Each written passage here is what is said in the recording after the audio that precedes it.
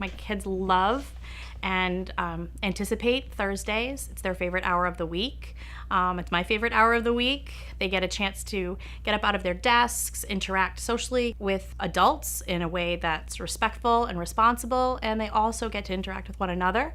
And it's great to see people come out of their shells. I actually have a student who's an English language learner who 2 years ago would not speak in front of anyone, and now he's coming to the front and delivering his lines. He memorized them, and he's really proud of himself, and I can't ask for anything more than that.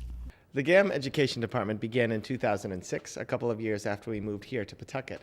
And as the executive director and artistic director were shaping a new 5-year plan, part of that plan was to create an education department to enhance arts education and literacy learning in the Pawtucket School District free of charge. When we started the book, the kids all said we never would have picked this book. Based on the cover, based on the length, they said, oh my gosh, we never would have picked this. But with perseverance, and then they saw how the main character also had perseverance, they were able to make a lot of personal connections. And every day at read aloud time, it was do not stop reading. We don't want to go to lunch. So when you can get 5th graders to not go to lunch, you know you're doing something really, really great for them. We focus on those skills necessary to develop literacy through active and kinesthetic engagement with text. We teach students to form deep and personal and meaningful connections to characters and stories. And through all our oral language exercises, we helped develop a sense of fluency. We encourage personal expression and creative writing in our classes. And through all of this, we help students and teachers strengthen community and culture in their classroom. But an outcome that I wasn't expecting was that growth and change of the students in the way that they were approaching the books.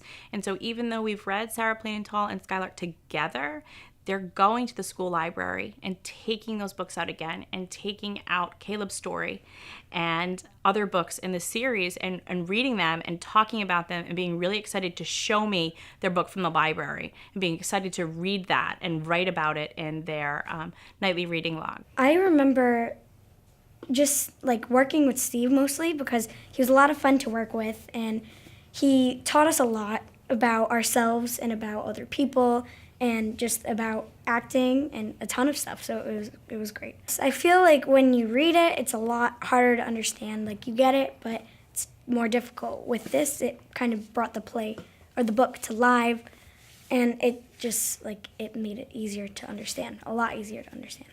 This work was designed and inspired by the Arts Literacy Project based out of the Education Department at Brown University and their foundational pedagogical model for teaching literacy through the arts, the performance cycle. This flexible model has been applied to literacy units in K through 12 classrooms, professional development for teachers, and leadership training for students living with disabilities.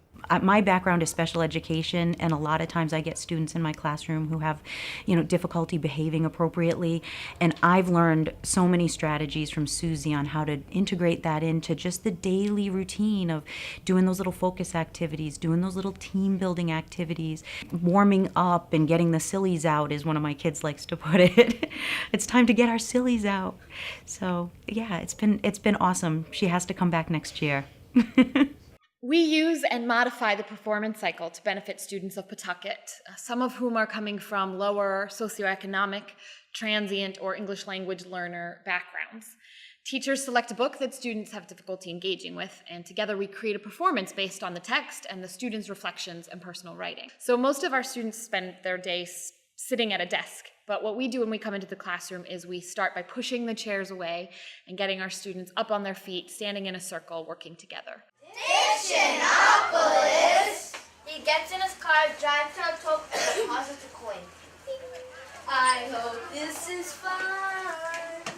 Suddenly, he finds himself speeding on an unfamiliar country highway.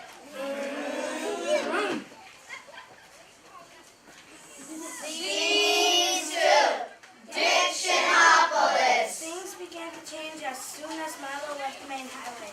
The sky became gray, and over the whole countryside seemed to lose its color. I wonder where I am. You're in the doldrums. Nothing ever changes, and nothing ever happens. This year we have new instructional units using the Common Core, and so as we're getting used to as teachers to not only new standards but a new way of approaching the information and the content with the students, this program has really helped me to have a deeper understanding of really in the writing and in the speaking and listening standards what my students are capable of, which gives me more confidence to push them with classwork and with class discussion. So in that way, it also not only helps the students, but it helps me have a different lens to look through my own instruction. My students in my classroom this year were having a lot of trouble arguing with one another, struggling to get along, struggling to work together, and also a big need in the area of reading. I had 10 students that I was progress monitoring for fluency, where their reading wasn't achieving the 4th grade benchmark. Through their practicing the repeated readings of the scripts, repeated readings of even pages in the book as we would go back to write script and fill in the holes in the scripts that Susie left for us, I found that all of a sudden they were just taking it over. It's really exciting to see students take ownership of their ideas, to see them realize that whatever they offer in the classroom today is going to be accepted and honored. And when they make the choice to be active participants in the classroom, not only because it's fun, but also because they realize they can freely participate without worrying about being right. The academic culture in Pawtucket and in the country right now focuses a lot on right answers. Test scores have right answers and wrong answers, and every classroom must get good test scores. So teachers have to teach to the test, which then establishes a classroom culture for right and wrong, good and bad, smart and less than smart. And our work challenges that model and encourages young people to think outside of right and wrong, outside of the boxes that they continually have to fill out on standardized tests. We urge and encourage them to risk and to use their own sensibilities, their own creativity, their imagination, and their own taste and sense of morality to come to conclusions based on how they perceive the world. In the future, we'd love to offer this experience to everyone. We wish we had a Susie and a Steve for every single school. I really think the kids are getting so much out of it, and we'd really just like to give a big, huge thank you and a shout out to everyone there that's helping us do our jobs and making Pawtucket students even smarter. Our time with Gamm has been fantastic. I really have joked with Steve that we're going to need to Skype because I don't know how the kids are going to handle not having our Thursday 11 o'clock time for the last couple months of school. And just as an aside, we took 2 field trips this week where we had to get on the highway over by Exchange Street. And the excitement when the kids could point and yell out, "There's the Gamm Theater."